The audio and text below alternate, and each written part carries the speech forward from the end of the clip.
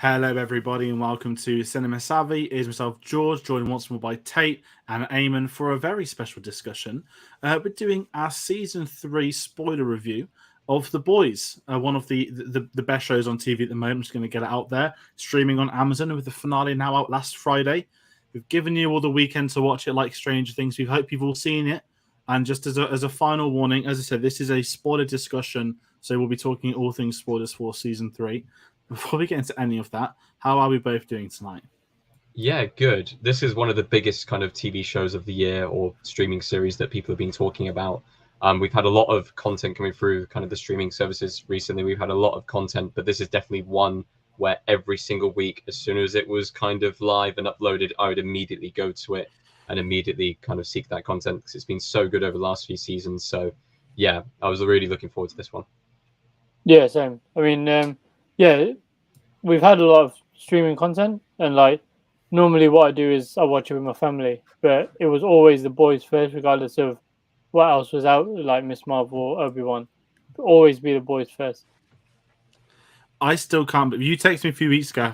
I think it was either just before you watched Hero Gasm or after, and I can't remember if it says, "Is it right to watch this with my family?" And I was like, yeah. no. But at the same time, it's kind of admirable as well because I'd love. I mean, my mum would hate this. My dad would probably quite like it, but I don't think I could just sell him on like Imagine Superheroes or Bellends because he'd be like, "I'm bored of this stuff now." But no, it's a really good point of that. I mean, you know, you've listed a few of the big shows you've had. It has been an insane few weeks for TV.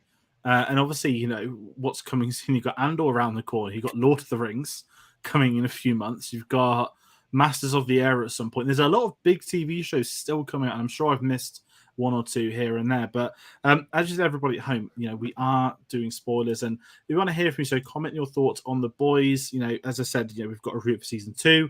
We're going to be coming back for season 4. It's a show we really enjoy. And, you know, it's a bit different. You know, it's a good satire that doubles up as a drama. So if you're a fan of this, consider hitting that like and comment. Maybe you just love superhero stuff. So you can check out our Thor review from last week. Obviously, if you don't like superhero stuff, then don't check out the Marvel stuff. There's a lot of other good things happening on the channel, so please do hit the subscribe button. And Tate, where can everybody find us? People can find us absolutely everywhere. So go on to Twitter and Instagram. You can find us at cinema_savvy. You can find us on Facebook and letterboxd.com. Just type in Cinema Savvy as well. And also find us on Redbubble. Pick up a t-shirt that says Cinema Savvy. Pick up a pillow, which should be arriving soon, apparently, which I'm going to be getting. Literally anything helps support the channel out. As much as you can, but follow us on all of those socials as well. Definitely. So everybody, please do that. And what we're going to do, as we've always done with these, you know, not these shows, it's only the second video we've got for The Boys on the channel. I think last time I didn't even design a background. That's how long ago it was in Lockdown 1. But we're going to sort of go over on sort of thoughts heading in. And it's the first time we've had you on for The Boys. Was it? I'm trying to think last time we had you on. Was it Peacemaker or was there something after Peacemaker? It was a few months ago. I think there was something after Peacemaker. I can't remember. Yeah, there definitely it's been was. A while. But, it's been a while. Yeah. And what I want to kind of jump to, I mean, obviously I've known you for years, so I know you watch this, but for everyone watching at home, you want to be familiar, like, what are your sort of thoughts on The Boys as a show? You know, I know you said you watch it a lot, but maybe your vague thoughts on the first 2 seasons. So, yeah, I mean, first season, it was one of those where I knew of it and I was, like, interested, and then I ended up watching it. But season 2, like, when the gap that was there, I didn't really miss it. But then this trailer started coming out. I was like, oh, okay, this is looking good. And then I started getting hyped for season 3 when like the first trailer dropped, and I was like, okay, it comes out here. And I was really looking forward to it. But yeah, first 2 seasons, I watched them. I didn't watch them as religiously as I did season 3, but I think that's just more because like season 3, like season 1 and 2, I enjoyed them so much. Season 3 was like, oh yeah, I've got the time now. I'll watch it every weekend essentially. Yeah, it's an interesting one with that. I mean, just going off my thoughts of season 1 and 2, I think Tate, me and you saw this. We saw it when season 1 came out, but we didn't get a review out on the channel, I remember. And obviously, when season 2 finished, we did what we did today. You know, we just did a group review rather than weekly stuff because it's just a lot easier and a lot better for time. And season 1, I absolutely loved. I'd not seen anything like it. I think I joined it halfway through the series. Everyone was talking about it. And I saw a trailer where I think when Carl Urban uses the baby lasers, okay, this is my kind of TV. And I love Carl Urban. So I sort of joined in on that. And season 2, I really like season 2, but I'm kind of like you, Eamon. Like, I didn't really miss it when it wasn't airing, but when it started airing, I was like, I missed the boys so much now. And you know, like I think a lot of people are like Billy Joel ended up on a playlist when season 2 came out, and there's actually some really good stuff that I'm more of a thinking about the last few weeks. But obviously, the Stormfront stuff was the best of that entire series. If I'm being blind, and yeah, season 3. I mean, just my initial thoughts. I think season 3 is exceptional. I think it's the best season by a country mile, and to me, this is one of the best things on TV. And as you said earlier, it's about watching it weekly and. You haven't had spoilers per se, but is it fair to say this is the most I've seen the boys discussed online of the 3 series so far? Like it is getting bigger and bigger. I was going to say I can only remember series 2 got discussed a little bit, but that was only because if I remember, series 1 got dropped all at the same time, and the only thing I can remember chatting about series 2 was the fact that they dropped the first 3, and then it was episode by episode making people wait. And I know there was a little bit of backlash with that. But no, this series, pop culture-wise, has completely taken off. It's absolutely phenomenal. Like, I've seen so many people who I didn't realize watch The Boys kind of suddenly saying, oh, have you watched The Boys this week? And I'm like, oh, wow, really? I wasn't expecting that. Like, I think people have started to kind of jump onto it and kind of get involved with it. I've always found kind of Amazon Prime Video, there's not really many things on the platform to watch. So having their kind of, I'd say this is probably one of their flagship shows, if not their flagship show so far. I know Rings of Power is coming up soon, which will probably take over from that. But the fact that they've had that kind of, that solid grounding of the first 2 series and more fans coming on board, it means that a lot more people are kind of signing up to this and a lot more people are watching onto it.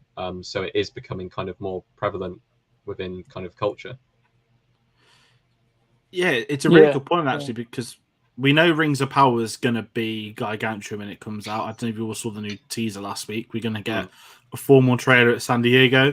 God knows what the discussions are going to be online from certain people, but, you know, we've seen so much already this year, and that's just going to be carnage. But I'm still trying to fathom, you know, I mean, I'm not the biggest Lord of the Rings fans, but we're going to get Lord of the Rings on TV every week. That is insane. And, you know, $4 billion for 5 seasons, $40 million an episode.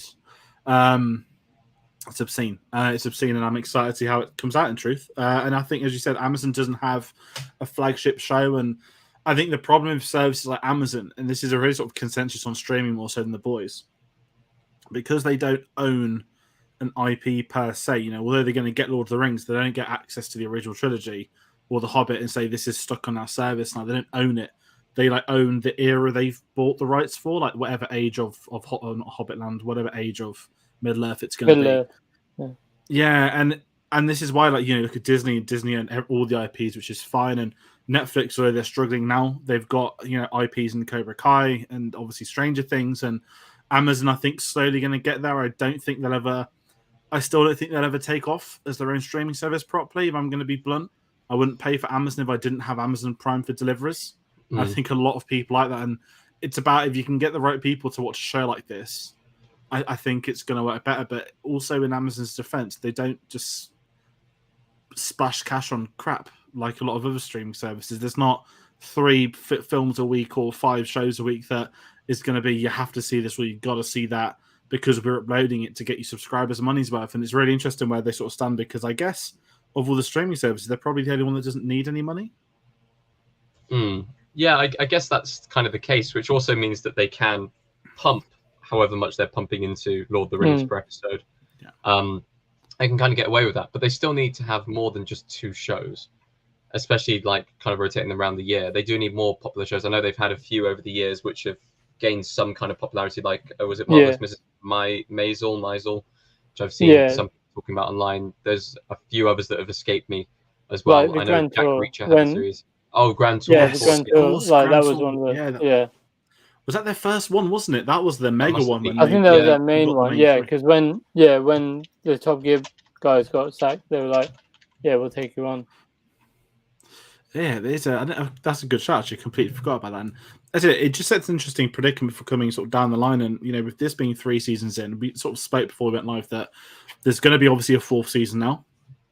And there's going to be not just the animated series that's already out. There's going to be a second spin-off series which I don't have the name for it, but it's about Soups at university or / college in America, which is teased with that whole weird competition thing for the Seven. So in between now and season 4, that's going to come out. I don't know who's in it. I don't know if filming's done or if it's still filming as we speak, but there's going to be a few things from the boys and they are going to make this an IP. And just actually kind of before we even start talking about this, how do you all feel with the boys as an IP? Is this something you want to see become an expanded over the top universe, or does that defeat the purpose of the boys? I think you can keep it as one. Honestly, if you can get away with keeping it as one, it's good to keep it as one. I know they've got their small animated series, which I haven't seen yet, which is kind of already tacked onto it. But if they've got another kind of spin-off series, which is going to be, I think we were discussing beforehand, like it's going to be crucial to watch, or there may be some parts which you'll need to watch going into the next series. It's taking the Marvel approach, which at the moment is taking a lot of criticism. Of course, Marvel did very well at the start when they were expanding out their universe, and they started off with something very small, and then they had the room to grow and grow and grow. I don't know the boys' comics enough to say whether there is that much expansion available, whether they can actually properly go for it and make a full expanded universe, or whether they're just saying, no, we're just going to have this one spin-off show. It's just going to be going forward for the final kind of few series, whether they're going to do 1 or 2 more for the boys. I don't think it's necessary personally. I think stick to the main series because the main series is doing just fine, really is doing just fine. The second you start messing with that formula, it's a risk, and you never know how it's going to play off. Yeah, like I watched the spin-off series. I mean, I'd say it's a spin-off. It wasn't crucial to watch. It was like 15-20 minute clips, and it was good, like, but it wasn't crucial to watch that to understand the boys season 3. So I think if they carry on going down that approach where it's not crucial, then that's absolutely fine. But if they are going to go down the Marvel route, they need to, I mean, Marvel has so much content that they could have used, and they do use, whereas I don't think the boys, off the top of my head anyway, don't have that much like room to grow. And they're, from what I've heard, they're diverging from the comics quite heavily as well. So it depends on what content they'll use. And yeah, don't make it like that you have to watch it. I think if you keep it on as a separate thing, happy days. But yeah, the Marvel, as Tate said, is getting a lot of criticism, and it makes sense because not everybody's going to want to watch like 3-4 things back to back. It's one of those. It grinds on you eventually. Yeah, it's really what I said in Marvel. I mean, and that's a whole other discussion, but you know, I don't mind saying this. We've got Thor's opening numbers, 302 million worldwide. Opening weekend sounds great on paper. 150 more less than Doctor Strange, which didn't hit 1 bill.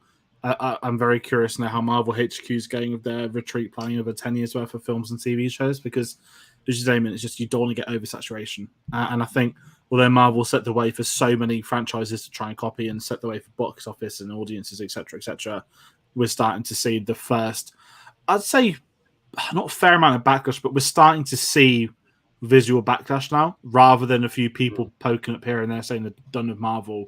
I think you're starting to get a general audience slowly tiring.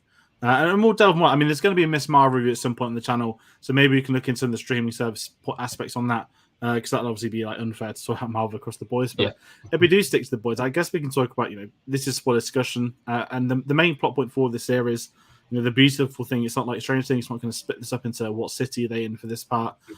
I guess the main storyline we can say is we've got, the boys are still hunting Homelander. They still want to kill him, and this time they've got the aid of Temp V and Soldier Boy, the weapon that's there to stop Homelander. Which I know this is a very simple term of saying it, but if we kind of want to break it down, we'll do the main plot, then we'll talk about some of the characters. But just initially, I mean, we want to stick to the whole Temp. Is it V24? I always get the name mixed up. Temp V. Yeah. How do we feel with this? Because I know one of the storylines in the comics is they all get permanent Temp V, and I think Butcher becomes like a villain or something. Again, I haven't read the comics. I see like bits of it here and there, so my knowledge isn't up to scratch. But I quite liked the angle of what they did of this, that it was going to be temporary. It wouldn't be permanent, because it's the whole becoming the thing you swore to defeat, which we get a really good story arc with Mother's Milk in this. But I quite liked it because I think at this point we're 3 seasons into a show, and we just can't have these mortal people still trying to fight Superman, and we kind of know how unhinged Homelander is in theory. So what they did for this series to sort of use to hunt him down, I think works in his favor. But how do we all feel with the storyline, the main story of the series? I quite liked it. It was kind of, I don't want to say it was spoiled for the trailers because that was always the direction they were going to go in. They were going to take the 10th V and stuff like that, and that was always going to be kind of, it would be what happens after they take the 10th V, how they actually tackle Homelander. And we get something really cool at the start of the series where Billy and Homelander have a conversation, and they basically agree that they're going to go forth and basically scorched earth, that it'll be those two left standing, and they will literally kill everyone around them just to get a shot at each other, to kill each other. And I think that's fantastic. So as soon as kind of Butcher gets hold of the 10th V and he finally has a playing field leveled, I think it is a massive kind of power dynamic that switches within this universe. And Huey kind of gets taken along for the ride himself, which has its own kind of subplot because he's then dealing with issues with Annie, and there's so much going on that side as well. But the main focus of it being basically Billy versus Homelander, those two left standing, they're going to take out everyone else apart from themselves. They're going to drag every single person around them to the lowest of lows just so that they can get their own level of vengeance on each other. It makes for a fantastic dynamic across the entire series because neither of them are good characters at that stage. Like Homelander has already kind of killed people or let people die under his own kind of whim and will. You can see him starting to turn into kind of a cult leader, a like kind of close to Trumpism and stuff like that. Yeah. But on the other hand, you've got Billy, who is willing to put his friends' lives at risk, who's willing to literally kill everyone around him, kill Soups, kill whoever he can, just to get his one shot and just to get kind of his own payback. So it's really, really interesting, the entire dynamic across the series. Yeah, so like I agree. Like the way their fight scenes when Billy Butcher was like powered up, I think they only had 2 fight scenes altogether, but they were really like insanely good because it was essentially they were the same character at that point. They were just all out beating the shit out of each other. But yeah, the 10th V, like I'd agree, Billy Butcher was bringing people to the lowest points, but then like towards the end, like I think it was the last episode where Billy Butcher knows that if you take the 10th V too many doses, you will die, and then he sort of starts seeing Huey as his little brother and knocks him out so he doesn't have to take the 10th V. I think we did start. It's just like he had a weird sort of arc where he was like lowest of the lows, but then started to like start redeeming himself. So I think that was really good the way they did the character and like they did the powers. Yeah, I mean, you brought the powers there as well. I mean, that's one of my favorite points is that if everyone that took it had the same power, laser eyes, super strength, can fly, I think it'd be boring. But the fact it's almost as if the powers attract to the personality of the person taking it. You know, in sort of like Harry Potter, the one chooses the wizard. It's kind of like a weird algorithm that it's so normal for. Sorry, pointing that out. Does that mean that Huey's personality is getting naked and teleporting places? Well, he can't teleport his clothes, which is one of the best comedy clips of the year, I think. Yeah. But it's just really interesting because it's almost like their persona. Because Huey's quite, and this is a bit reading into it too much, but it's that sort of logic that he's this nervous, shy person, and then when he's like brave to stand up to someone, it's like a surprise that he would do it. And it's the whole, I guess, logic of like the teleporting type thing. It's sort of cowardice whilst trying to be strong at the same time. Whereas obviously, let's be blunt. If Butcher didn't have the laser eyes or super strength, it'd be such a wasted. If he had something boring, but the fact it's him going one-on-one with Homelander to a point with the powers, and it's a really good idea. And the fact that it's you can only do this 4 or 5 times and it'll kill you.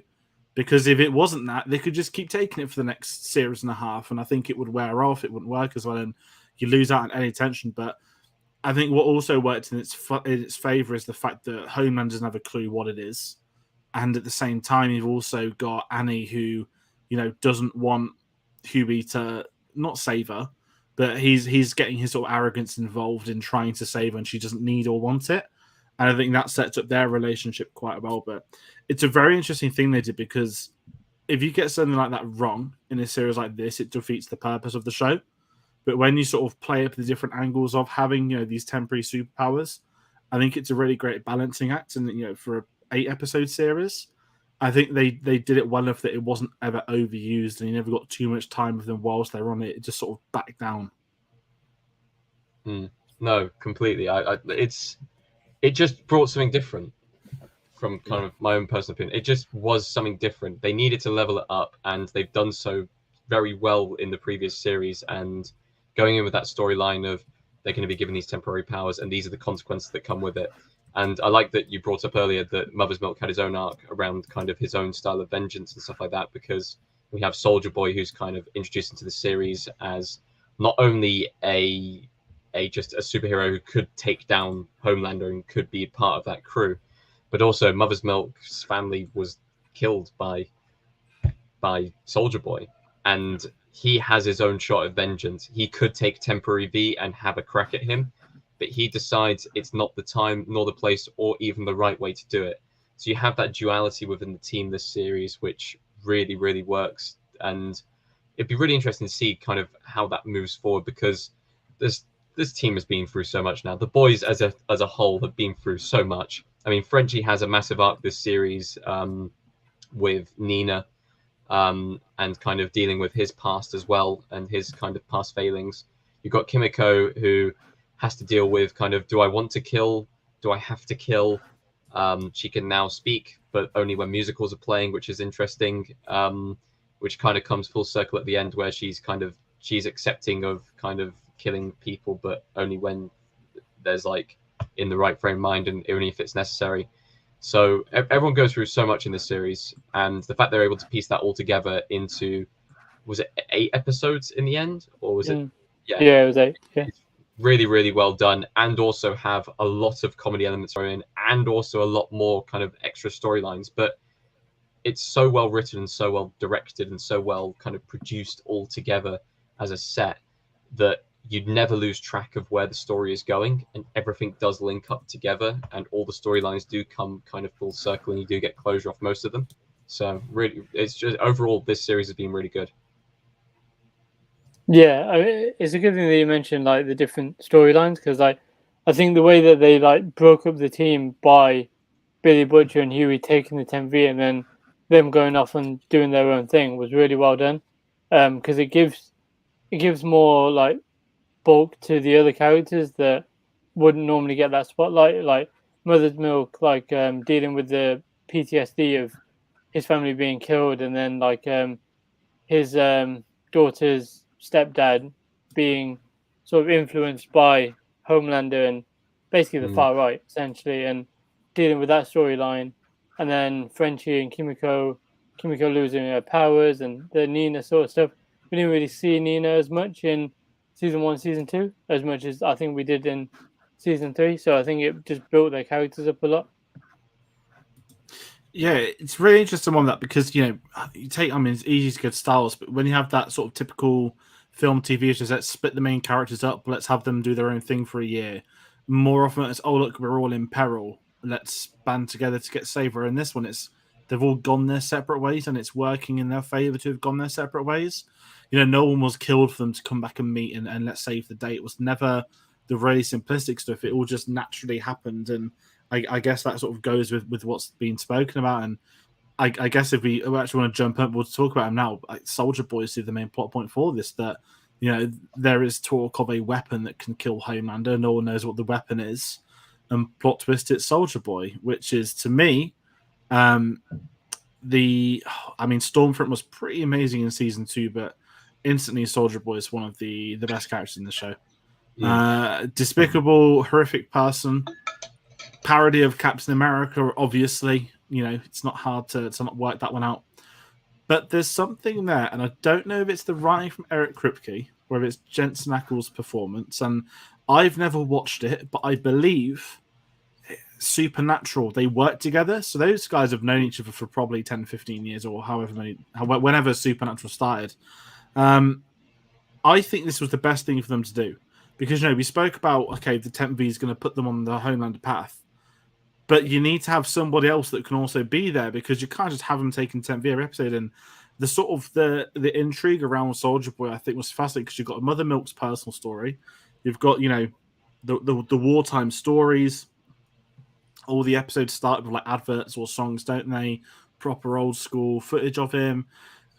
And it's that unknown mystery. What happened, on this trip or on this battlefield where, they lost and he was taken away. And it's really interesting because I sort of said he's Captain America. He's almost like Captain America meets the Winter Soldier sort of rolled into one. That, he's been stuck in this chamber for however many decades. And I just think he makes this for me. And,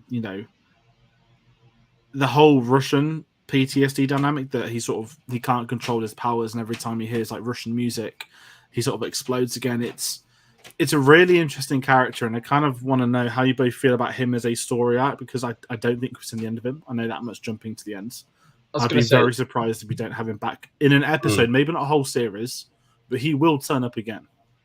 I think so as well, and he's such an interesting character to talk about because there is so much going on there. He is Captain America if, genuinely someone from like the 50s, 60s was kind of frozen and then brought back again. Is that kind of boomer racism, everything thrown into that, like the PTSD thrown in as well, and absolutely zero filter to go with it. It makes for just such an interesting character because they're associating themselves with him, knowing that he is a toxic character, knowing that he is not a nice person, but knowing that he is also the one chance they have at killing Homelander.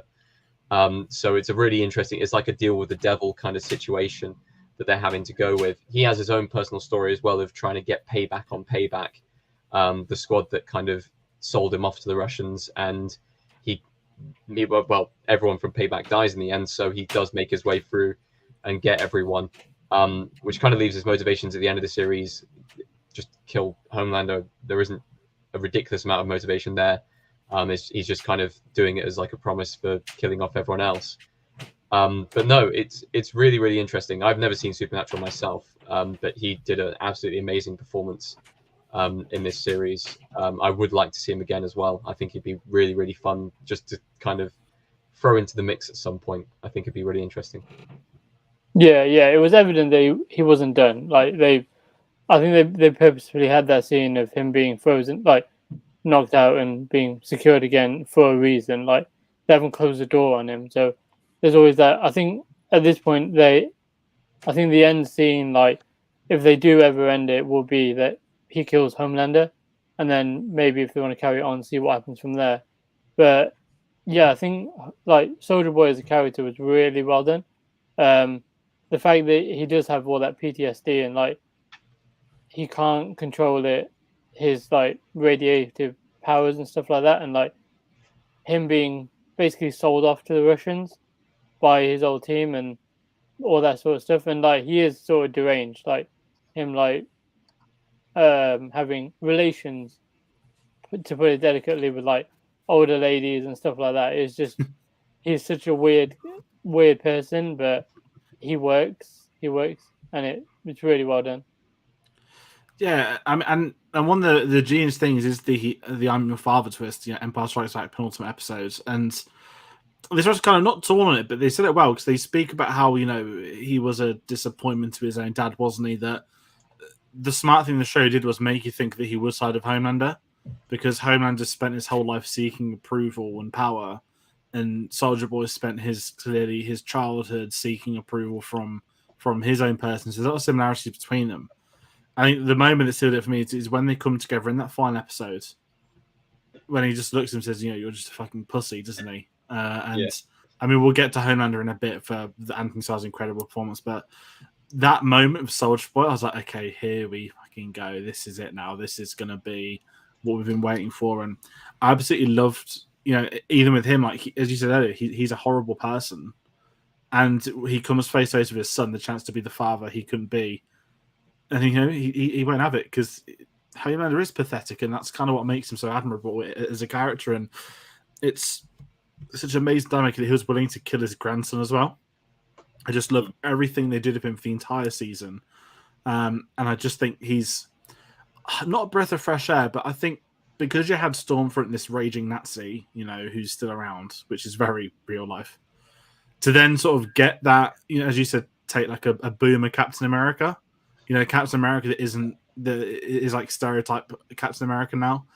And it's just such an amazing thing just to have him in one day. There's a moment it's when he's walking around New York and like it's clearly the first ever time he sees a gay couple, and he just sort of pulls a face, and instantly, okay, this is like an older person, and it's just amazing seeing him adapting to modern day. But the hunt for his own team, I just absolutely loved as well. It's a smart way to do it, and I think just for his character arc, it just works. But I think if you don't get the Homelander twist with him, I think you'd be missing something. But it just sets up promise for what could happen down the line because he was about to win, and I think the best one of my favorite scenes of the season is their first meeting face to face with the whole. Was it Homer says I'm the upgrade and he says you're wearing like a fucking cape. It's just every line's pretty much golden from, and I just love his chemistry with everyone. I know he's almost like Clint Eastwood, isn't he? Like a lone soldier. Sort of Western going through modern day, trying to find this person to kill. But I think it works, and I think he has, as I said, the chemistry not just with Homelander but everybody. You've got Butcher and Huey with him. He kind of likes them but doesn't like them at the same time, and it's a really it sets up tension for the final episode of not knowing where he's going to choose. Because if he sided with Homelander, there'd be no season 4; they'd all be dead. No, absolutely, and just on top of that. The hint, they didn't reveal it, but the hint that Stormfront might be Homelander's mum is absolutely hilarious. The fact that she said that she would, did they say that she'd actually said that they would take eggs from her and stuff like that? And Vault were very much happy with them doing that, and that he hooked up with Stormfront once or something like that. So there's loads of hints dropped. She was called Liberty. She was called Liberty, wasn't she, as well? And he mentioned her a lot. I think it's true. And I don't think she's dead, by the way, either. I don't know how. I know it's a really random thing. Do you both think she's dead? I think she's dead. I think she's dead, personally. But I think it would complete Homelander's kind of mummy issues arc. Because he has some serious mummy issues. And fucking his own mum would be the mother of all kind of mummy issues to have. But I was going to say Anthony Starr is just such a good actor in this show. Like he's able to kind of elevate and just become more psychotic and more kind of deranged with each season as it goes along. And I thought that he was pretty deranged kind of in the second season. I know that he finished like on top of a rooftop, like jacking off, saying no one can tell me what to do anymore and stuff like that. But like the fact that he tries to take over Vought, and the fact, just the scene of him staring into the mirror and talking to himself, and it's so just, you can see him unraveling throughout the entire series, and everyone else around him, no one's keeping him in check anymore, and he's just completely losing it. It's just a fantastic performance, just seeing that evolution of the character, just getting kind of more and more and more deranged. It's I don't know how more deranged they can make him next season. I know that he's going to be with his son now, so maybe kind of making a mini-me version of himself. That's the only way I can kind of see it. But we finished the series this time around with him literally murdering someone in open public and people cheering him on. It's got to that stage, and yeah, I'm just intrigued to see where they'll go with him afterwards. Yeah, same. Like, yeah, that it's a good thing that you mentioned that scene, because with Ryan there and Homelander killing that random one person, and then like you get that shot of them zooming into Ryan's face, and he sort of like cracks that smile. Smiles. It's it really reminded me of Brightburn, and how that character turns out in that film. Like, you just do it, like it's basically a kid Superman that is pretty much evil. But yeah, the way they did the sort of unraveling and cracking of his mental state and his derangement, it was gradual. It wasn't just sort of like, okay, he's broken in this episode, and then from then on he's broken. It's like a gradual sort of like breaking, because there's people that love him, people that hate him, people that are scared of him, that sort of thing. Like, he's losing fights. then he gets that revelation of Homelander being his dad, and then moving on from there. So it was a gradual thing. There was an interesting thing that my mom said every now and then whilst we were watching, was like, Homelander looks really weird. Like his face just looks really like they're going for a perfect look, but it just doesn't work. Does that make sense? You can see like a scared person behind the soup. I know it's really cheesy, like Superman's face, but there's something behind the mask almost. Yeah. No, it just, he looks broken at this point, and it's the smile. It is the smile. It's the best. It's the best facial expression on TV. I'm gonna just now. There's a series I've not seen, which a lot of people are telling me to watch, which is called Banshee, and that was Anthony Starr's not breakthrough, but everyone says that Banshee makes the boys look tame, and he's one of the main characters in it, which I just find insane if it's going to make this look tame. But him across these 3 seasons, in season 1, it's like, oh, he's smug, he's quite cool. Well, it's like him as a villain. Season is like, okay, like he's pretty good. And season 3 is like, I'm going to just say this is already one of the best comic book performances I've seen across the media. Yes, there's a whole lot of it more now than there used to be. But I think whenever this series is done and dusted, however many years where that is, he will be on a pedestal with these. Look at these great performances. They are that character. They are that persona. And I think Anthony Starr, he just gets it. And it's not like he's pulling the same face every time. It's like he forms a new facial expression every episode. And it kind of, this is a compliment, but you know how like Jim Carrey's the best physical comedian for me, in terms of his physical humor, like what he can do.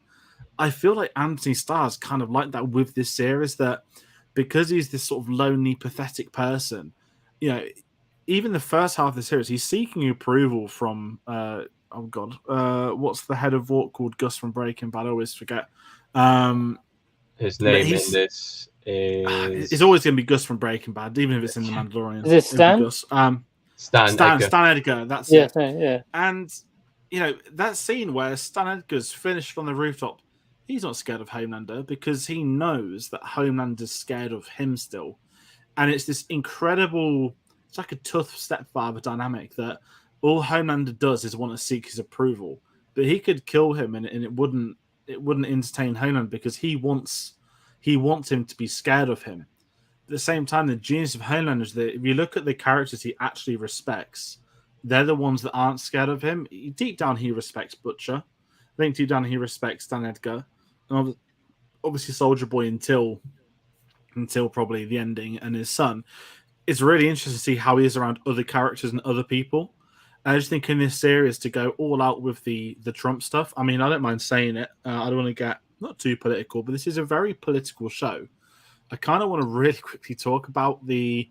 I mean, I know we're all familiar with the Reddit drama that happened. Yeah. That on the episode where he did the speech, the subreddit for the boys went insane because I'm just going to say it. A lot of people suddenly realized that, hold on, they've been taking the piss out of us the entire time that we're them.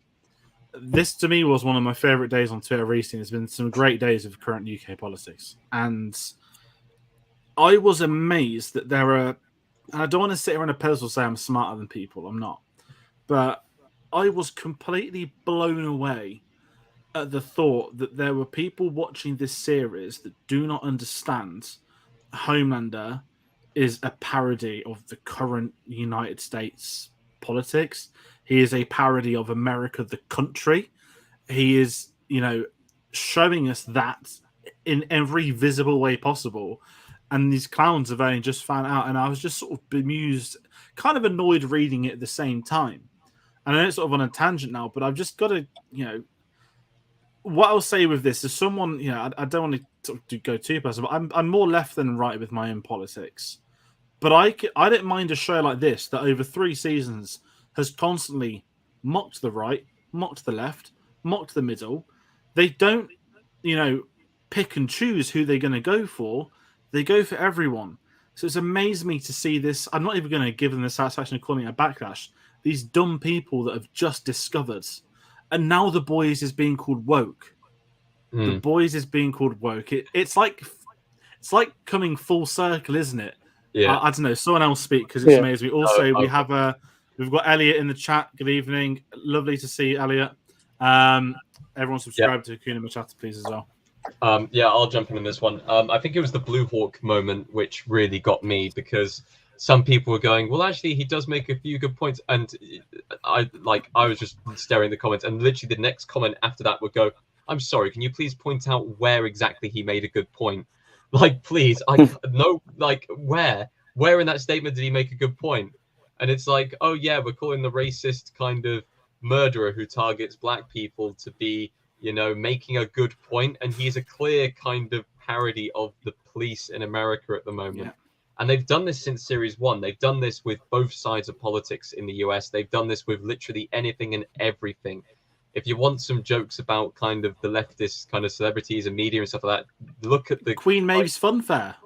Queen Maeve's Fun Fair. Was it Look LGBT turkey twizzlers or something like that? That's Like the one, yeah. There was a pun on like everything you can say and do, and I found it funny. Yeah. I found a lot of it funny because to me it makes the show neutral. Does that sound weird? Yeah. It's a grand parody of all life. Yeah. It's all encompassing. It's not woke. It attacks everything. It goes for it was absolutely everything. Yeah, I think when they clocked on, like it's weird that it took them that long to clock on, but I think that sort of signifies that. I mean, this might sound bad, but their level of intelligence that it took them that long to actually clock on that the actual show is taking the mick out of the right. But yeah, I mean, they've done everything they could have apart from putting Homelander having a bad fake tan and having a wig on, like. That's the only way they could have made it even more clear. I was going to say that someone was predicting online that they were going to do Vought were going to put out like a public statement outside like a landscaping company with like Ashley's hair like being pulled out and stuff like that. But no, like this series, they go for everything. They go for the Pepsi advert with, was it Kylie Jenner or one of the Jenners? I can't remember which one. I think it was Kendall Jenner. Yeah. It was a Kendall Jenner, and then they also go for the Imagine the celebrities going into lockdown and stuff like that, which was absolutely hilarious as well. They go for everything. They go for absolutely everything. And that's what makes it great. And then after doing stuff like that, they're able to turn it into plot points and make like an actual commentary on it. Like to take, for example, A-Train's storyline this series. Like, first of all, he is like a puppet for Vought. He's doing their adverts. He still can't run or anything like that, but he's just kind of parading around being the face of the company and stuff like that. He decides to have a, should we say, misguided awakening, like he wants to send his roots back to Africa, but at the same time, the way he's handling it isn't the best. He gets dragged into the Blue Hawk situation. Blue Hawk then goes and paralyzes his brother. He wants to take his own vengeance. The first time he's done probably something good for the show, like good for everyone. He's done it for himself. He's almost killed himself. And how is he kind of rewarded?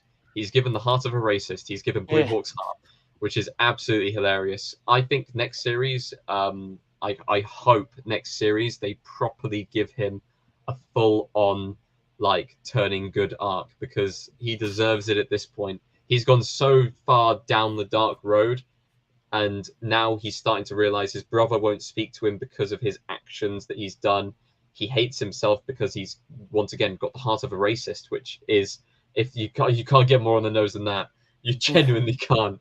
But yeah, the fact that they're able to bring in those political issues and then turn them into plot points for the story and grow the characters because of it, that's what makes this show so good and so topical and so kind of prevalent. It's why it draws me into it, because it's able to take those things. It's a bit like South Park. Every single week they'll make a commentary on something that is recent in the media or recent in real life. They're able to turn it into humor, and they're able to kind of put it into perspective, which is just so well done and so well written. Yeah, the thing that surprises me the most about A-Train is that he's got Blue Hawk's heart, and I'm surprised it stayed intact, because the way that A-Train killed Blue Hawk was like he just massacred him. So I'm surprised his heart is still intact. But yeah, the only good thing that A-Train did in that whole like season was kill Blue Hawk, and the way he did it was amazing. But to be rewarded with Blue Hawk's heart is just a great twist. What I love with A-Train as well, because his arc's very interesting, because he's not to me, he's not redeemed. And I love the scene with Ashley when he wakes up. She's like, "You're not a good person. You're a piece of shit. You've killed this many people. You've done this, this, and this, and you've killed one. You've done this one thing here." And that kind of hit me hard because although we were rooting for him at this point in the season, 100%, you still remember. This is still the guy that killed Huey's girlfriend in the first scene of series 1. Yeah. He killed, was it Popclaw, his girlfriend, and loads of other stuff. And as you said, there is a redemption arc coming in. I thought they might have killed him off with the heart attack because the whole you can't run again if you do, you'll die. But to give him the twist that you'll now have this racist heart in you forever, I think is just incredible. And I'm actually quite excited because if you'd have said to me, 6 months ago, which characters you not care about, I'd have probably had A-Train at the bottom with the Deep. I know the Deep's a kind of parody of himself at this point. Yeah. But we've got Elliot put in the comment that A-Train moment was savage, but a massive wake-up call for his action and inaction. Very well said. And going back to the Homeland stuff, the politics. This is to me what. If you've been on Twitter this week, you'll have seen this.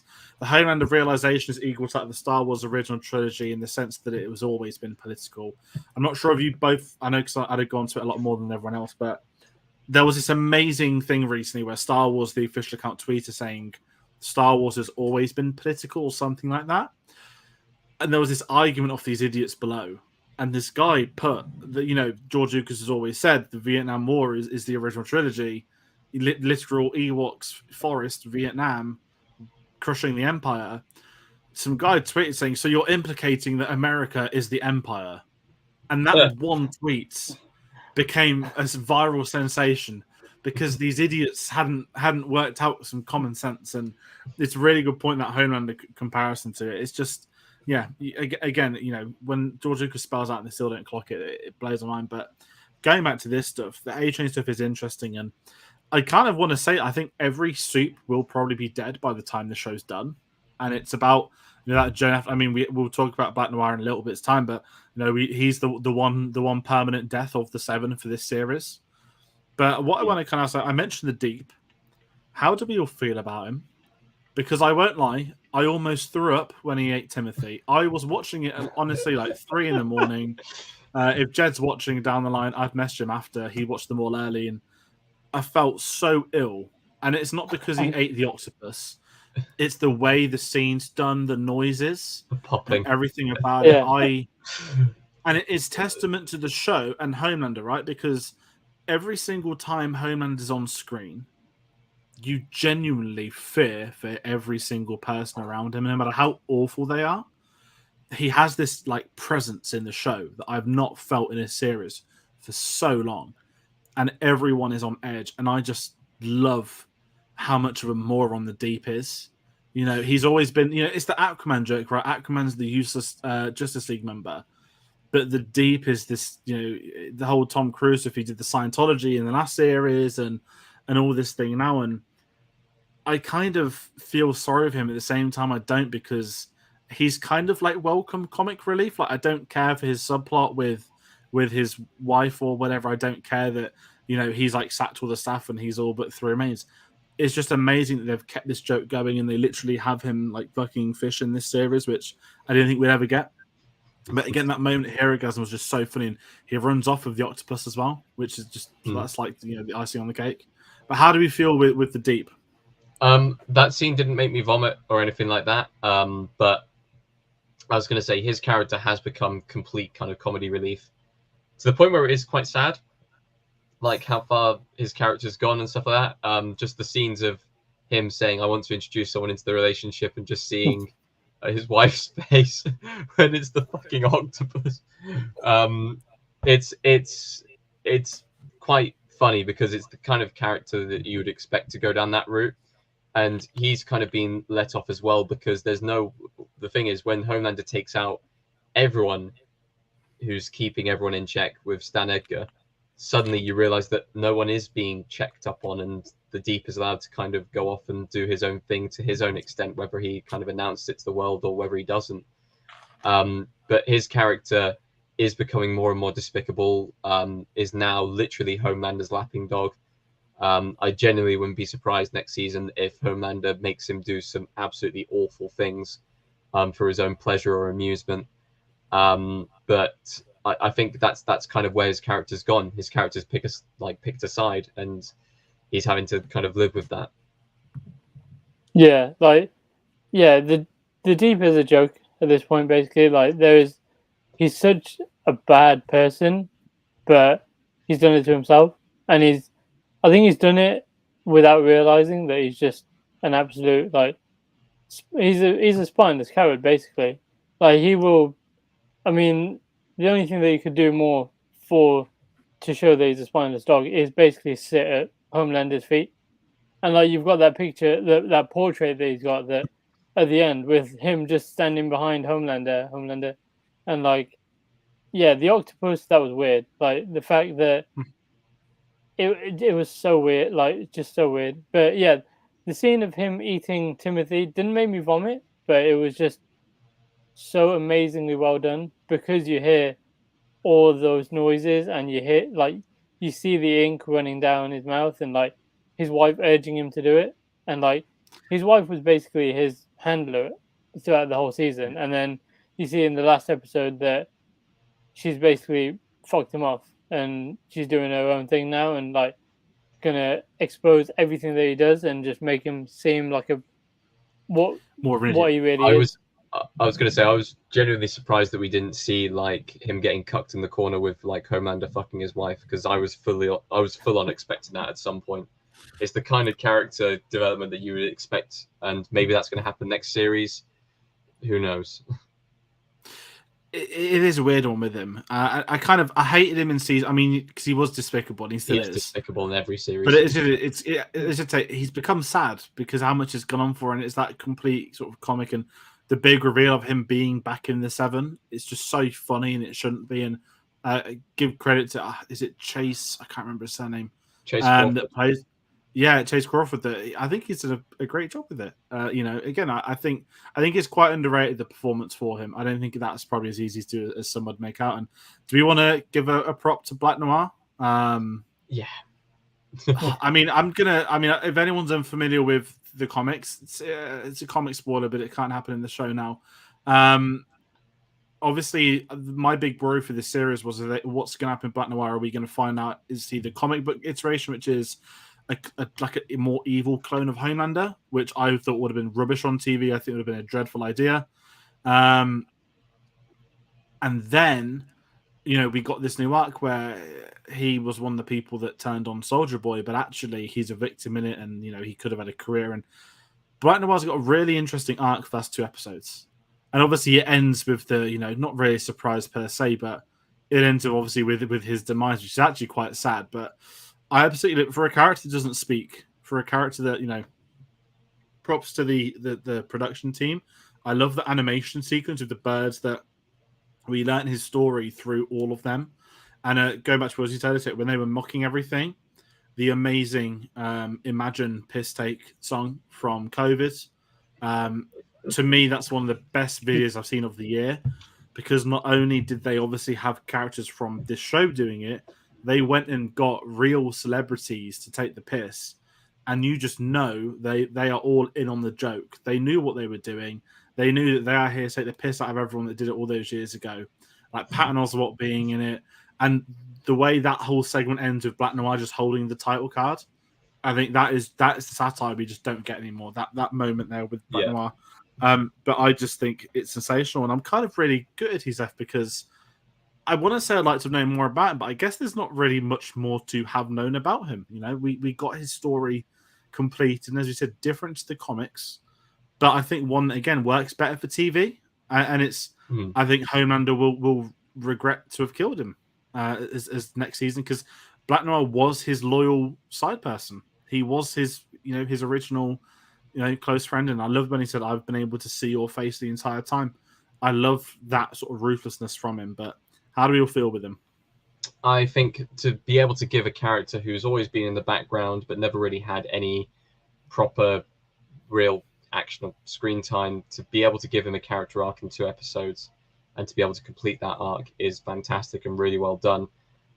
He had been used for comedic moments in the previous series and stuff like that, so to finally have him have a really serious moment but do it in such a kind of wacky and goofy way, it did make it really, really sad in the end to see kind of how that story ended. And yeah, I feel like Homelander is definitely going to regret that in the end, the actions that he's made. Because not only is it kind of killing off a member of the Seven, but it's killing off the one person who you could probably rely on who wouldn't backstab him at all at any stage.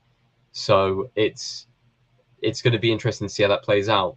But especially with kind of Homelander being such a big narcissist, I don't think he'll care too much until it actually affects him.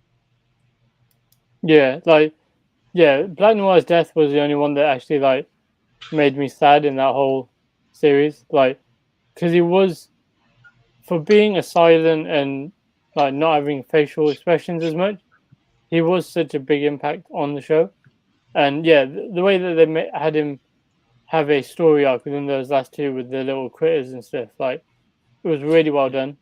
They gave him so much character development in those 2 episodes, which was amazing. But yeah, I think Homelander will realize that he's messed up when he killed Black Noir. But yeah, it's as Tate said, he'll only realize that when he needs him the most, because he's got the Deep with him, but the Deep can only, will do anything on command for him, whereas Black Noir wouldn't have done it out of to be his pet. He would have done it because he was loyal to Homelander, and he liked Homelander. So yeah, and when he killed him, and he could see, when he said, "I could see your face," I could see when you're scared. Well, that was so. It was harrowing because he was the only one that could see Black Noir's face. But yeah, it was the death that made me sad. I just want to say as well, I think Nathan Mitchell is the actor that plays him in the suit. Now, he's a black actor, which obviously diverts from the comics. And I want to actually give credit again to the production team, because when we got the flashback scenes in the 80s, they didn't recast him. They didn't change anything. And I think that's actually a credit to where the show went, because, a lot of shows, films, series would recast it to be let's make the comics like this. I'm trying to think. Darth Vader is an unfair comparison because there's 8 different people that played him at this point in time. But it's one of them where I think, because in season 1 this wasn't going to be a big show, it's a parody of Batman, it's a literal parody of Batman Black Noir. To give him a bit more and to keep the same character, I think means quite. And I know that Eric Kripke said that he's bringing the actor back for season 4. I think he said it's a new role, maybe. So that means he might be able to act without a mask. That's also fair play to them. I think that is quite common in shows, isn't it, when they bring back actors that have been masked up for so long. And it's it's just it's quite sad. And I think he's one of the most terrible. He's he was almost the personal hitman for Ed. God, I keep saying Gus from Breaking Bad's name again. Yes, Edgar, sorry. It's just all I ever see is Breaking Bad and a bit of Star Wars now, but I absolutely love him. And it'll be interesting because I guess because he's not out of the system. He got put away or whatnot, but he's going to come back. I'm going to be polite and say I'm going to assume that there was Mandalorian filming crossed over with this, because we got him in the first few and then just nothing. I thought we might have seen him in the finale, seen him in prison or something, setting up another story, but we got nothing from him, which really surprised me. I know he didn't have too much to do in this series, and he's always been, the villain in the upstairs room, but I didn't think we'd see nothing from him in the last few episodes. But it's got a couple of comments I'm going to bring up. I know it's as well. Literally, Homelander will sleep with Deep's wife. I don't know why it's so funny. Probably is going to happen. I think that will honestly happen. And that's the sort of thing that production will do to make it a joke, and it will be funny how they react to it. Now we're talking the sort of soups and whatnot, but we spoke about Huey, we spoke about Butcher. We haven't really spoke about Mother's Milk, who I think we've all sort of said had one of the best story arcs of the season. To me, my favorite character of the series, I'm going to be polite, not series 3, not the whole 3 seasons, but I absolutely love not just his sort of moral complexity with Butcher. It's the political standpoint with the terrible stepdad. I think the moment he punches and knocks him out cold on the drive is probably one of the best moments of the season, because it's been, I don't want to say well built up because it's so real, but we know how much of a psycho that stepdad's become. And I just think Mother's Milk had this incredible... I thought he was going to die. When he stood up to Soldier Boy, I said, why on earth is he about to, he's going to lose it all. And I just want to quickly jump all over the place again, sorry, but when Soldier Boy just inhales the smoke grenade, or I think it's meant to be You know, another chemical type. Is it meant to be halothane. tear gas? Seems meant to be Yeah. halothane. When like he just sort of like vapes it, it's such a great moment. But I think Mother's Milk in this has been the standout, and I think I'm surprised we've got him back for season 4. But I'm excited to see where it goes. And there's a lot of people theorizing that him and Annie might hook up, which I think would have been really weird. Yeah, and that that would would have have been quite sealed weird. one of their fates. But how do we feel with him? Because I think he's great in this. Very quickly on that, dare I say that kind of Huey and Annie are kind of just meant to be at this point. They almost kind of ish broke up this series, but then they were back together again by the end of it. Adam and Eve, aren't they? It's just like a typical like drama series, 2 leads that won't not be together. But no, Mother's Milk. Yeah, I've already said how kind of fantastic his arc was, and just kind of dealing with like confronting Soldier Boy and his own kind of PTSD. And PTSD is a huge theme for this series, just in general. But it was very satisfying to see him punch the stepdad's face, who you see crop up throughout a couple of the episodes, going to the rallies and stuff like that. And at the end, he's the one who kind of starts the chant. It's kind of showing how far down the line he's gone. But even his ex-wife is kind of when kind of he punches him, she's even like, yeah, fair enough. Like it was kind of earned and deserved. But to do that, like he has to put his daughter in the line of fire, and now he has to kind of talk to his daughter about kind of his job and what kind of work he actually does and why he might sometimes get violent. Like it's really interesting how they managed to kind of do that with his character. Yeah, I think his story arc was really one of the best, in my opinion. It's just because there was so many levels to it. Like there was the sort of arc that he had with his daughter, and sort of him having to temper himself around his daughter. Like when Billy Butcher comes over with the 10V and like offers it to Mother's Milk, and then like he flips his shit, but then he regrets it because his daughter's there and she's seeing him, that side of him that he doesn't want her to see, and then like having to deal with her stepdad taking her to all these rallies and sort of like basically trying to brainwash her to become like a right wing sort of crackpot. But yeah, when he punches a stepdad, it was so satisfying because it was building, that whole thing was building to him basically kicking the shit out of the stepdad. And I, not gonna lie, I would like to see him like get a few hits in when he was on the floor, but I mean, obviously, he saw his daughter and was like, "Oh, wow, I fucked it here."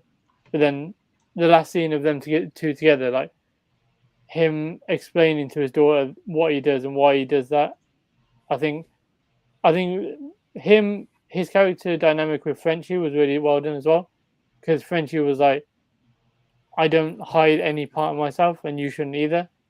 To the people that you love the most, like him with Kimiko, he's showing her all of his sides basically, and that's what wasn't doing with his daughter. But he realized that he had to, because otherwise it's just not going to be a good relationship. No, it's really well said. I mean, Elliot's put the same thing in the chat as well. French, and Kimiko, the beating heart of the show now. They're so outrageous. They help ground the show, and I think that's the key thing. They ground the show because, you know, we spoke earlier, you know, these characters, you know, the heroes, the non-soups now taking the 10th V across the season. We need those people that aren't doing that, because you don't want to lose your entire cast of doing that. And I think Kimiko's storyline, I love the fact that she chooses to take the V again because she knows she has to protect Frenchie. She's not doing it out of choice. She's doing it because she knows it's the right thing to do.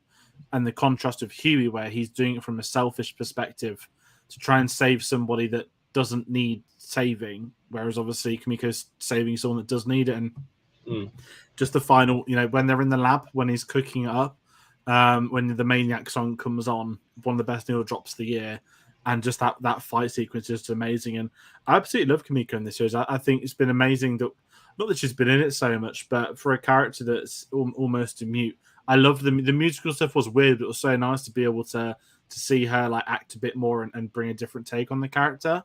And I think it sets up a sort of a show like this. I'm gonna say is not gonna have a happy ending for any character arc. I think at some point everyone's gonna lose someone or something, and Frenchie and Kimiko, they're destined to be a happy couple, but I just can't ever see that happening. And I can't wait for the massacre after Frenchie dies. yeah, that's been my bet. I thought he was going to go in the lab. I think a lot of people. I mean, one thing I'll say, when he got shot in the leg, it's when they leave the screams in from the actors. Obviously, he hasn't actually been shot, but when they linger on shots and sort of stylistic choices, it just makes such a difference. And to me, it absolutely had it with that. But with those guys, I don't know if there's anyone we've not spoken about.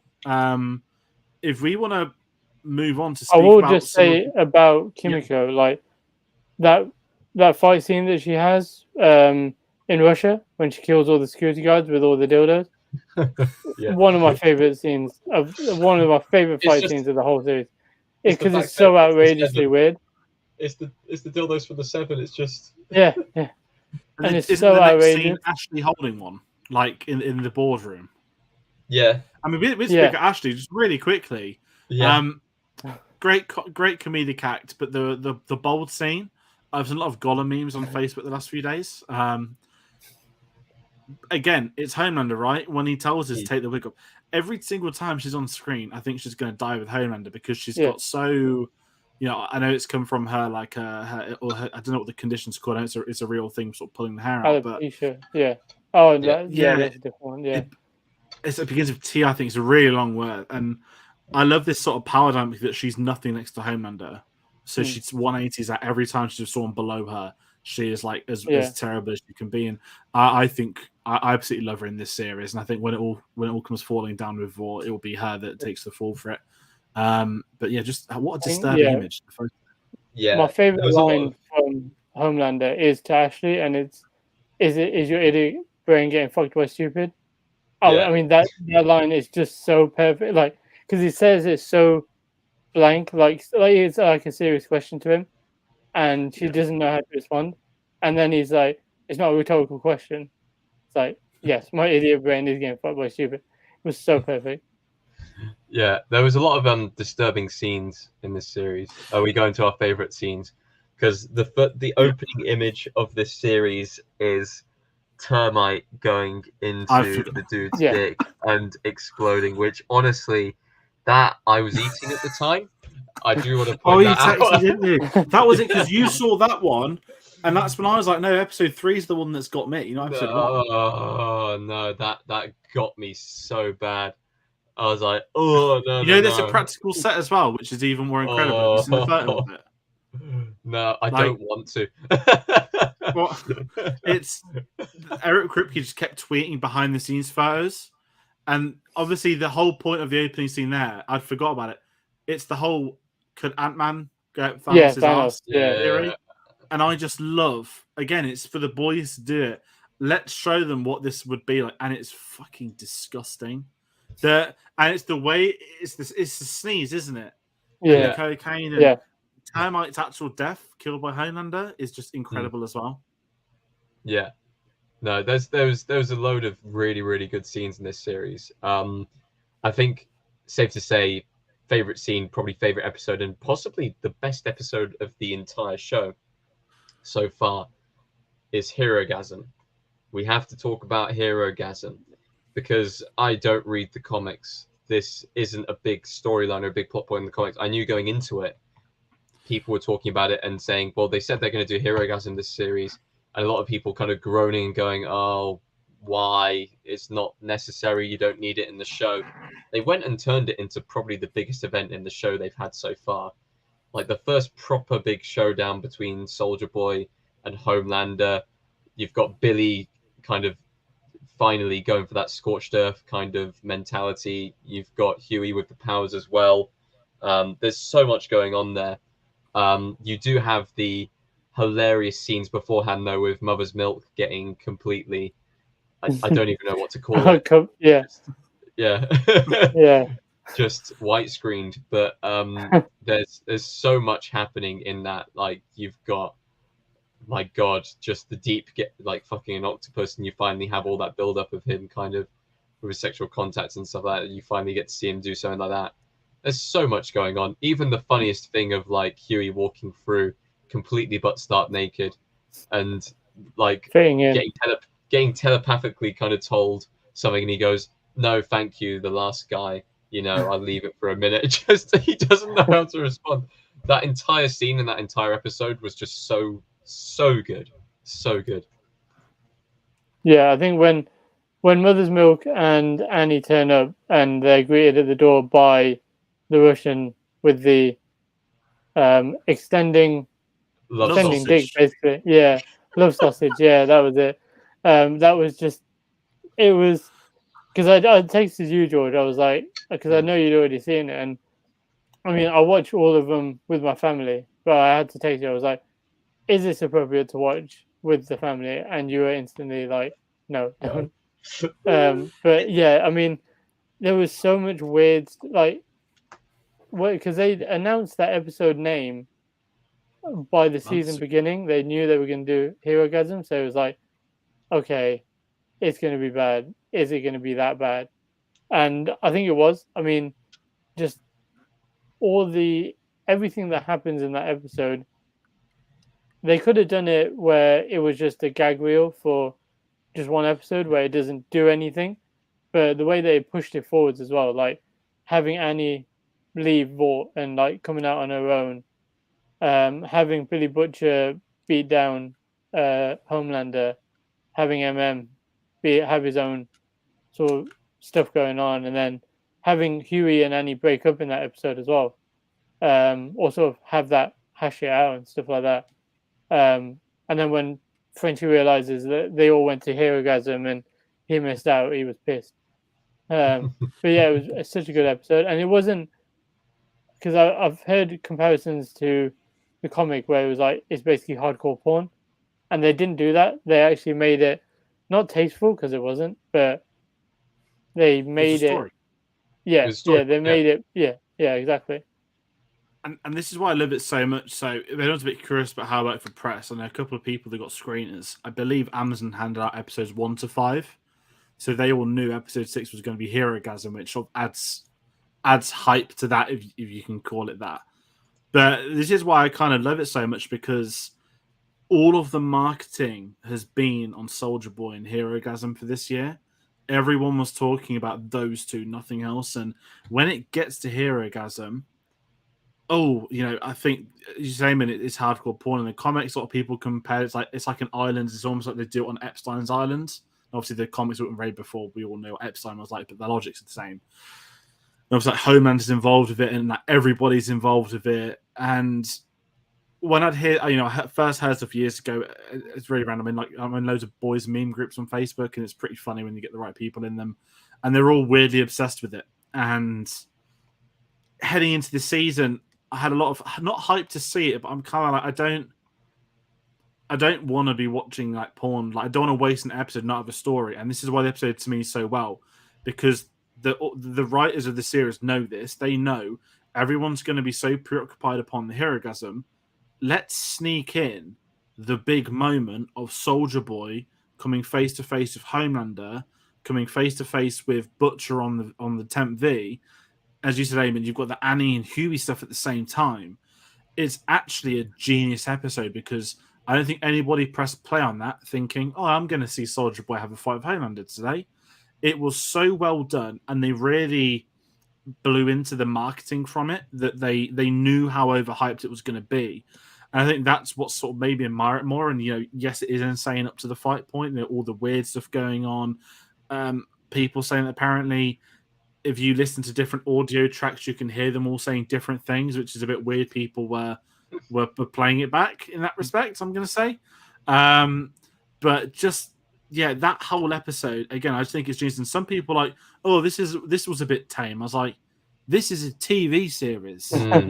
It's not on Pornhub. This is a TV series that is not getting aired on any broadcast TV in history. That is not going anywhere. That's not streaming. I'll put it this way: he fucked an octopus, and they put that on TV. That's going pretty far. Yeah, you wouldn't see that on the BBC for sure. Exactly.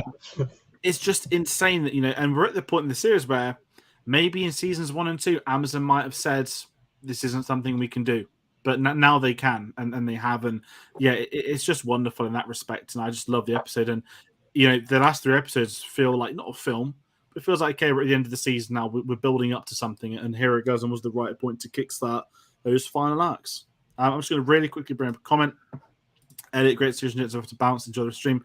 No worries. We'll plug Elliot's channel at the end because he's joining us on a video going up next week. But aside from that, does anyone else want to speak about Herogasm? It's a really random thing, but it is a big thing. No, I'm finished with Herogasm. Yeah, I mean, getting splooged on was just great as well. Can I talk about one of my other favourite scenes? Because I'm a big fan of Seth Rogen. I know what you're on about. Yeah, the cameo. The best thing I saw was his name is Circumslot 779. And the top reply on Twitter was saying, does that mean he went through 778 other accounts first? I absolutely loved his cameo. And the reason why is because he's cameoed, I think, as himself in other seasons, which means that this is a fictional Seth Rogen on the weird porn cam sites, which I just think is incredible. I know apparently it's the same character.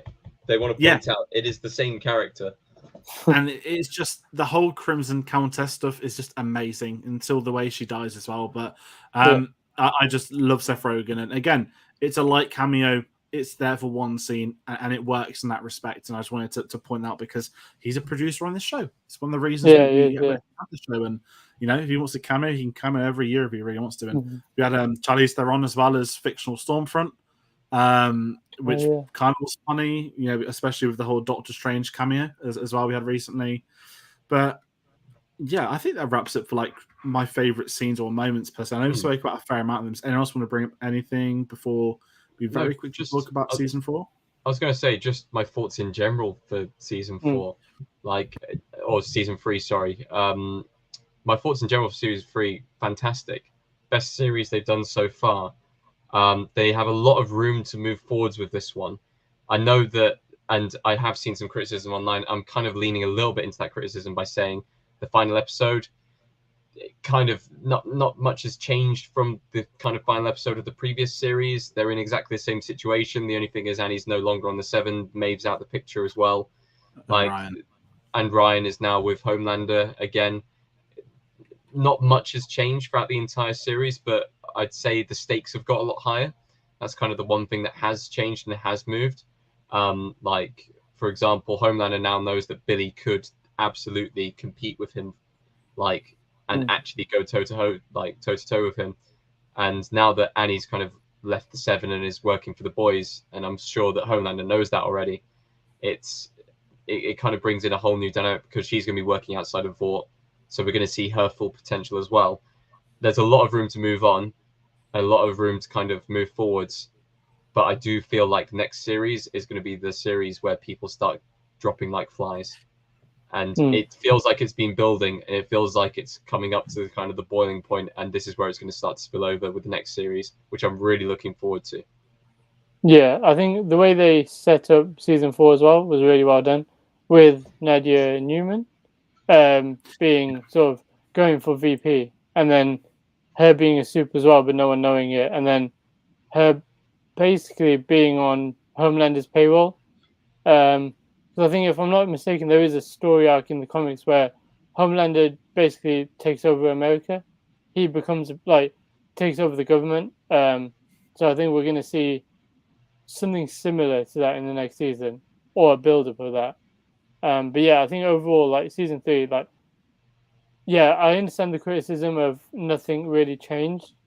I think there was a few things that changed. Like Billy Butcher now has 12 to 18 months to live, and how they're going to sort of do that, if they are actually going to kill him, or what's going to happen there.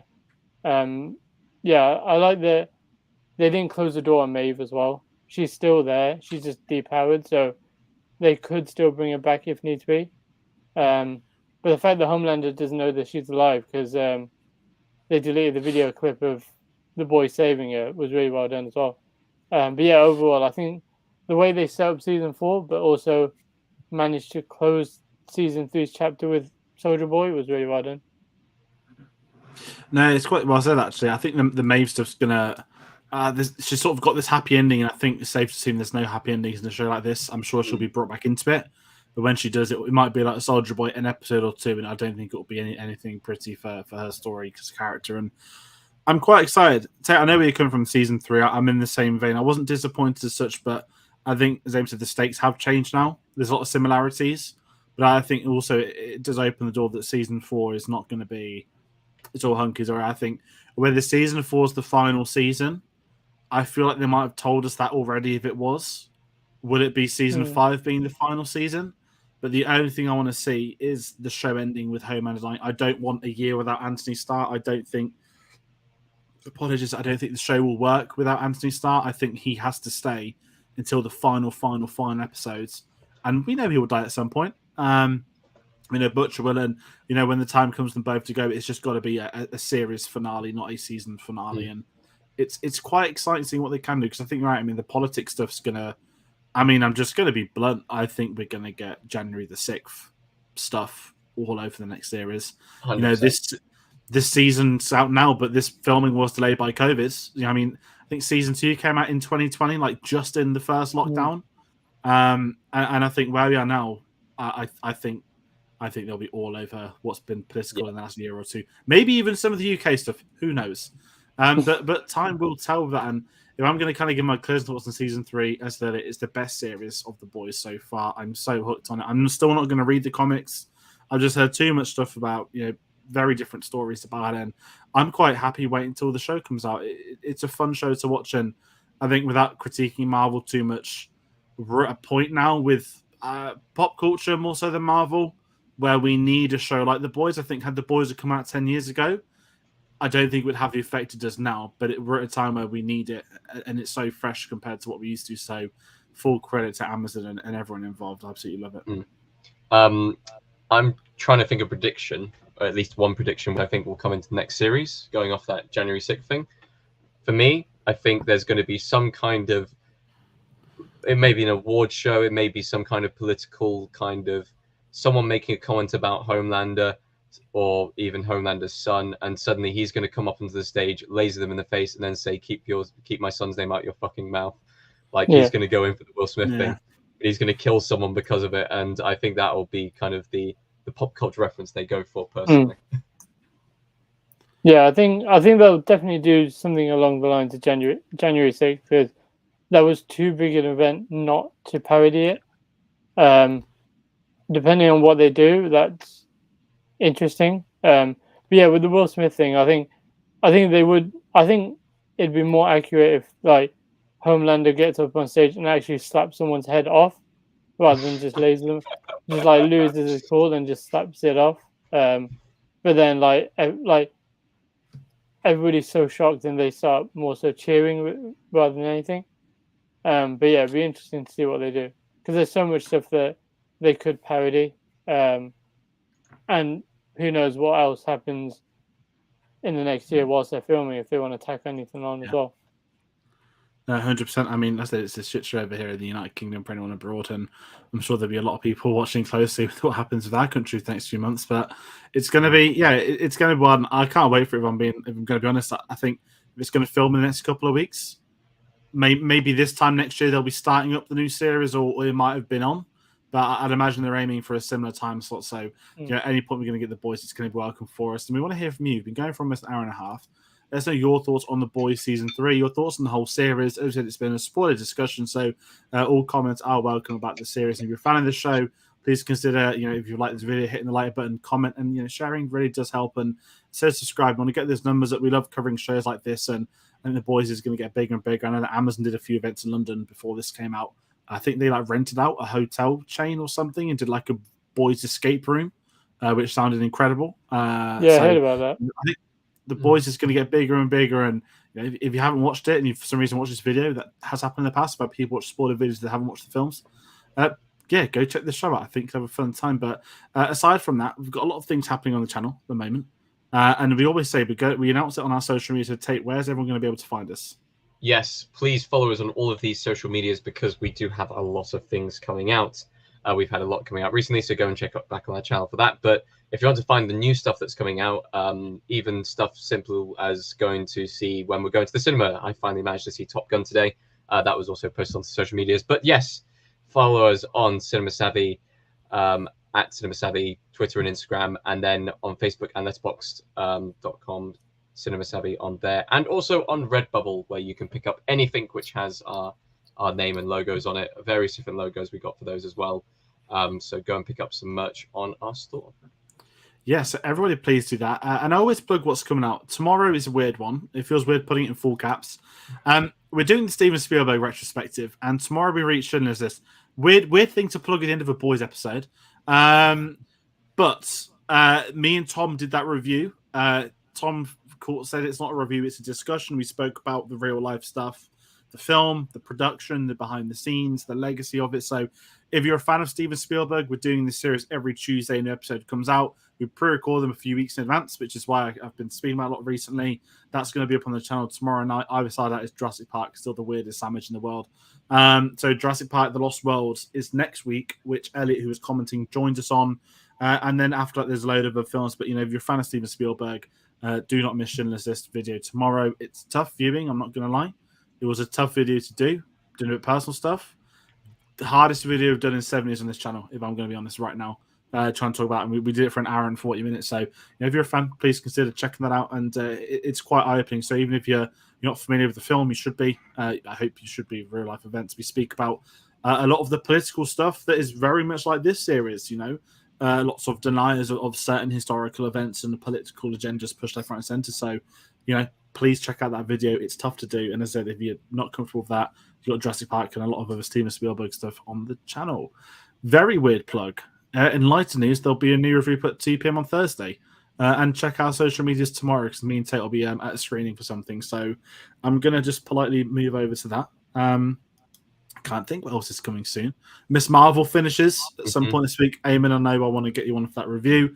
We've had Neil, who's been on our channel, who's on the Empire podcast at the moment, doing it all on there, which is pretty cool. So if you've got an Empire subscriber, go check out Neil on their Miss Marvel spoiler discussions. And yeah, there's a lot of other things happening. Too much to remember, so go get us on social medias. Eamon, thank you for taking time out to join us tonight. It's been great to get you on this. Always happy to be on. We'll get you on for Miss Marvel and a few other things down the line, because it is a lot of fun to get you on. And to everybody watching at home, thank you all for watching tonight, for joining with us. We hope you enjoyed it, and we'll see you on the next one. Take care.